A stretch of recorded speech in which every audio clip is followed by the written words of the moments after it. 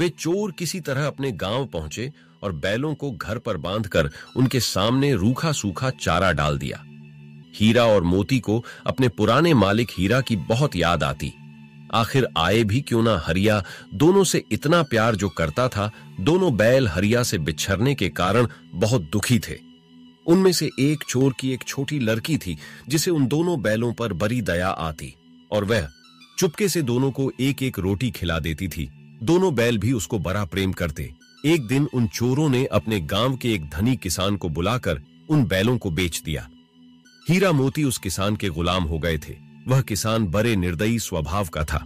वह उनसे सारा दिन तेज धूप में अपने खेत पर खूब काम करवाता और खाने के नाम पर उन्हें रूखी सूखी घास डाल दिया करता था। ये देखकर दोनों बैलों को बद्धा गुस्सा आत। अब उन्होंने किसान के चंगुल से भागने की योजना बनानी शुरू कर दी। एक दिन की बात है।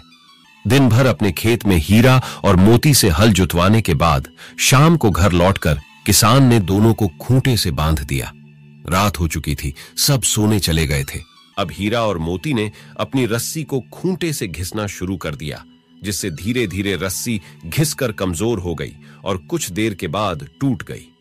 इसे भी परे दो किसान की कहानी। अब दोनों अपने मालिक हरिया के गांव की ओर सरपट भागे और पूरी रात चलने के बाद वह हरिया के गांव पहुंचे।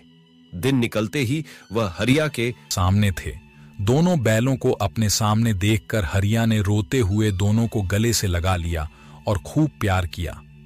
उधर जब उस किसान ने दोनों बैलों को अपने आंगन में बंधा हुआ नहीं पाया तो उसे संदेह हुआ और उसे समझते देर न लगी कि हो न हो हीरा मोती अपने पुराने मालिक हरिया के पास ही गए हैं।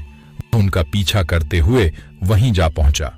उसे देखकर तो हीरा और मोती को बड़ा क्रोध आया और दोनों के दोनों उसे अपने सींग से पटकने के लिए उसके पीछे दौड़ ढपट ढाए। वह किसान सिर पर पांव रखकर भागा और किसी तरह अपनी जान बचाई और जाकर अपने गांव के सरपंच जी से शिकायत कर दी। सरपंच ने हरिया और दूसरे किसान को वहां बुलवाया। तब हरिया ने सारी बात बता दी कि चोरों ने उसके हीरा और मोती को चुरा लिया था। जांच में सबकी पोल खुल चुकी थी। निर्णय हुआ कि दोनों बैलों को हरिया को सौंप दिया जाए तथा उस किसान और चोरों को पुलिस को सौंप दिया जाए, क्योंकि उस किसान ने भी बिना जांच पड़ताल किए वह चोरी किए हुए बैल खरीद लिए थे। निर्णय होने के बाद हरिया खुशी खुशी अपने घर लौट आया और हीरा व मोती को गले लगाकर उनका माथा चूम लिया। आंचल स्टोरी को सपोर्ट कीजिए और सब्सक्राइब कीजिए और लाइक कीजिए, फिर शेयर कीजिए। हमारे इस वीडियो को देखने के लिए बहुत बहुत धन्यवाद।